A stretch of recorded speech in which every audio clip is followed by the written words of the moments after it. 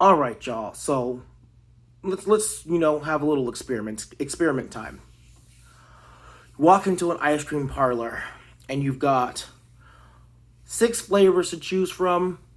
You've got pistachio. You've got dulce de leche, which is so good. You've got strawberry.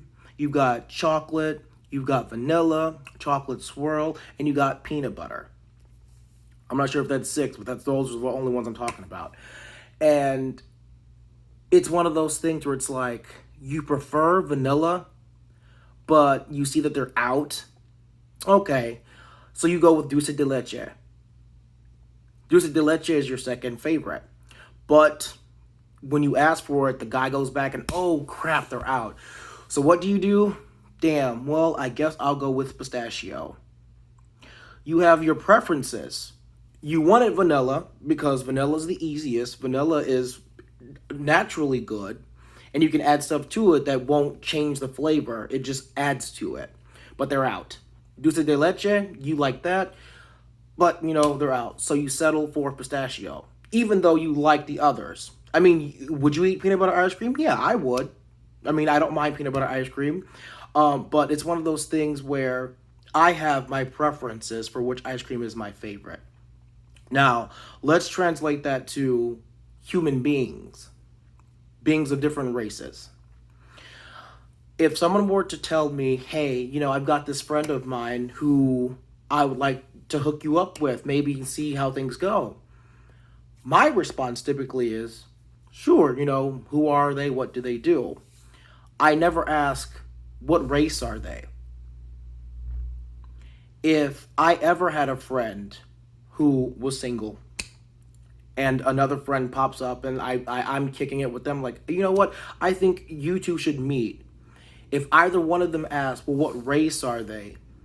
Huge red flag for me, and I typically end the friendship there. Because sexual preferences should be a sexual preference that has nothing to do with the color of someone's skin.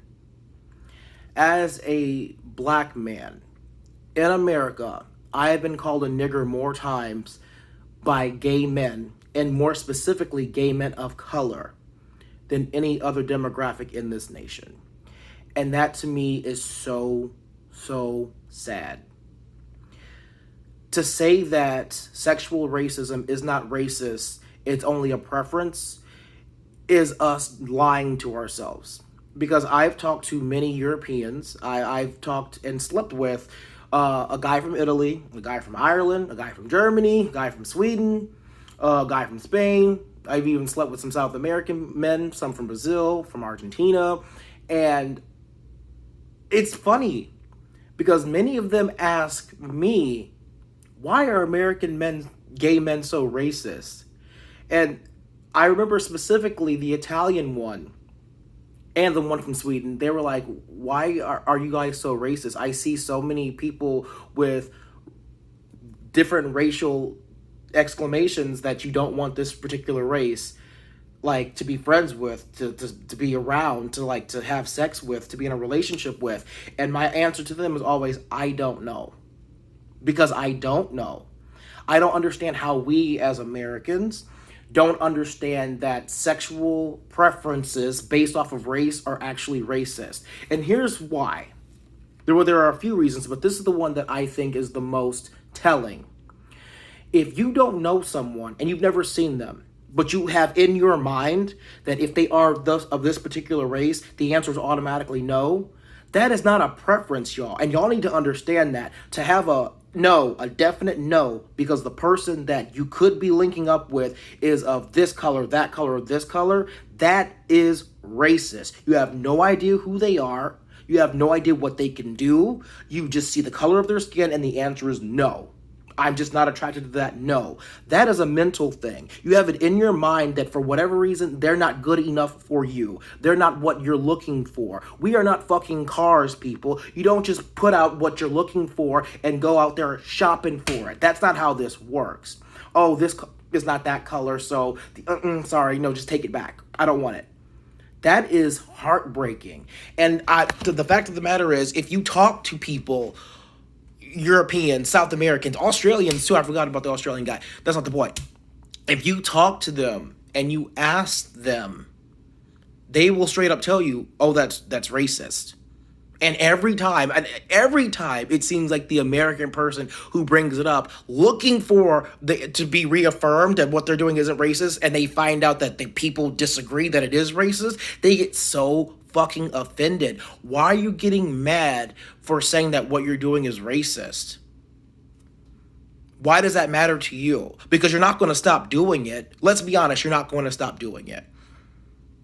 There are men in this neighborhood, my general vicinity, that have called me the N-word. They've seen me out and about walking, and they avert their gaze because they know what they've said to me. They know what they've done to me. But that's just a preference? Come on, y'all. That's bullshit.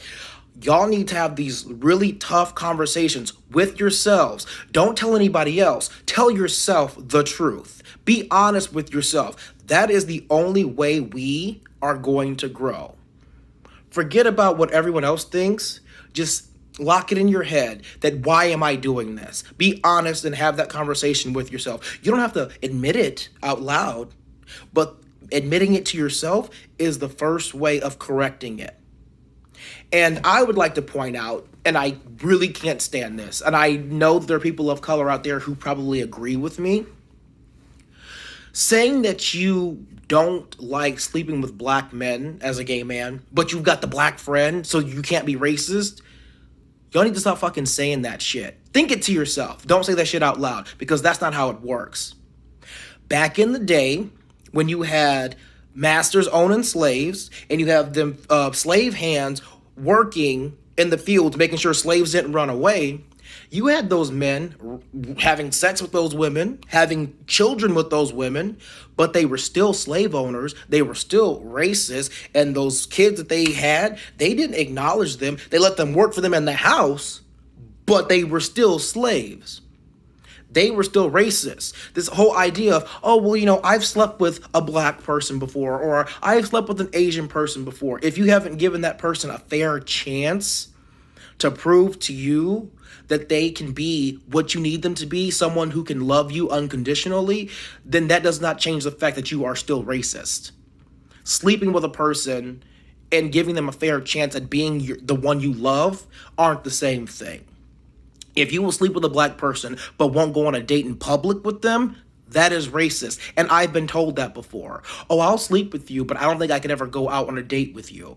What the fuck does that mean? How is that not racist? This idea of racism being just this one blanket thing and that's it blows my mind. And I've been on both sides. I have had conversations with black men who are gay, who don't sleep with anyone who isn't black. Conversely, I've had black men who are gay who won't sleep with black men. And I've had these conversations with them. It's like, why won't you do that? And it's always the same bullshit response on both sides. Oh, well, it's just this, that, and the other. And I'm like, those are very superficial reasons. And let's be clear. The only reason why you won't date, sleep with, be around people of a different color are for superficial reasons. I have been told when someone sees me online, they don't want to talk to me, but when I meet them in person, you're not what I was expecting. Well, no fucking shit. If you look at someone and say, oh, they've got this color about them, that's not for me. But then you see me in public and your tune fucking changes. I have shut so many people down that way because they're like, oh, well, you speak different than I expected, or you act different than I expected. That is racist, y'all. If you see my picture and you see on my profile that it says that I'm mixed or I'm black, you automatically assume who I am. That is racist. But then when you meet me in person and you hear me speak and then you see how I act in general public, oh, well, suddenly he's just more attractive. That right there is y'all's mental state. That right there is on y'all. That is the reason why. It's one of those self-fulfilling prophecy things. And on that point, self-fulfilling prophecy. I've been told that I am too emotional, that I'm too angry before by certain men. And it's crazy to me that those men would say that while at the same time treating me like garbage in a public setting around their friends. So, to put more context to it, this guy and I went out on a date, and then he's going to invite like all of his friends to come. I didn't realize this was happening. And when I get there, I'm taken aback. I'm like, who are all these people? It was a hangout. He called it a date. I assumed it was a date, but it was a hangout. And I was just not about it. I was in a bad mood because I thought it would be just us, going out to eat, having karaoke, but that's not how it worked. And then after I, just I'm not about it, he's going to say I'm kind of mean and I'm kind of emotional. That's self-fulfilling prophecy. I'm not saying he was racist. I'm saying that when you treat someone a certain way to get a certain reaction to prove yourself correct, that is self-fulfilling prophecy. If you think that black men are just too angry, so you go out of your way and treat them like crap, and that's your excuse not to date them, and then you wonder why they get mad at you, and you go, oh, see, I can't date black guys. They're just so angry. They're just so mean. That's self-fulfilling prophecy. When you go out of your way and you think that someone is dumb, and then the first date you have this trivia night with your group of friends, and you all know all this stuff because you all work in the same field, and this person doesn't know what you guys are talking about, that doesn't make them dumb. That makes them out of the loop. Because I guarantee you, if I had a trivia night with all of my friends and we had a media and politics thing, you would know what the fuck I was talking about either. So go ahead somewhere with your dermatology and all that kind of stuff with your skin. I don't know what that is, and I don't care. I'm not stupid for not knowing what it is you studied for. Like, it's these kinds of things that people don't think about, or if they do, they don't care enough to investigate further. I am willing to go on a date with anyone of any color, as well, as long as they're men. Because let's be honest, I hate this whole sexual preference thing because I don't prefer men. I am not sexually attracted to women. And someone tried to use that as an excuse, like, oh, well, not being attracted to a black man is like not being attracted to a woman. No, no, it's not. If you're gay, you're gay. And someone tried to use the excuse, well, what about, I've got like, I don't really like fat people on my profile. Well, a black person can be skinny. So I don't understand. A body type and racial skin colors aren't the same thing. And when I say racial skin colors, for whatever reason, I call myself black, but I am mixed. I just, that's something that I struggle with a lot because from a young age, I was told that I was black, not by my family, but by people in the world. And so I believed it. But as I've grown up and I've gotten to know my family, I'm like, okay, so there are Italians in my family. There are Native Americans in my family. I've got Asian people in my family. I'm mixed. My grandmother is super fucking light. I am mixed. But for whatever reason, I identified as black because I was told to identify as black. There was a friend that I had, she was Colombian. And to give you guys some context, the slave trade actually traveled not just to North America, it also went to the islands, it also went to South America. And there are Latino and Latinas that are actually black, they're darker. She was Latina, but everyone was like, no, you're black. No, no, no, I'm Latina, I'm from Colombia. I don't care. Your skin color matches what I believe a black person should match, so therefore you're black. And that's not fair. I think we need to have a conversation, not just within the gay community, but within the community in general, because being singled out or excluded because of the color of your skin for any reason is wrong. To say that I can't go on a date with someone because they're Asian, that is wrong.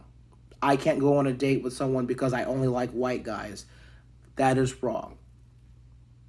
There's something up here going on, and it's something that you need to acknowledge. I'm not saying that you have to accept it, but you need to acknowledge that fact.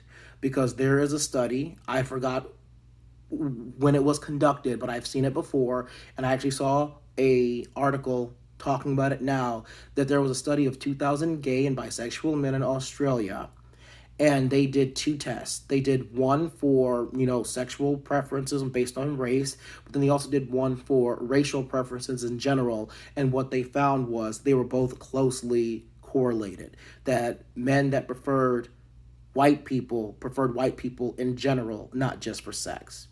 If you are one of those people that believe strongly that sexual preferences is just, about sex, you're lying to yourself. Because if you don't want to sleep with a black person, don't want to go on a date with a black person, how many black friends, and when I say friends, I mean friends, do you have in your life?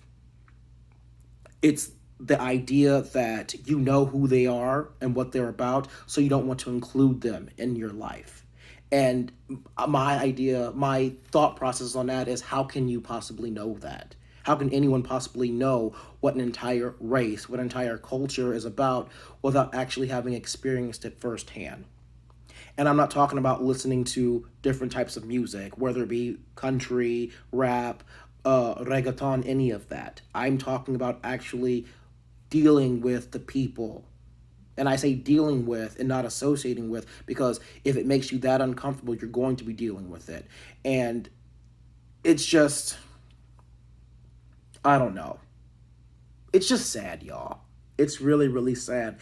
And I wish to God that people could just wake up and understand that what they're doing is racist. I don't know. I've been rambling for what, almost 15 minutes now, over 15 minutes now. If you don't get it by now, it's because you don't want to get it. And if you don't want to get it, then you're part of the problem.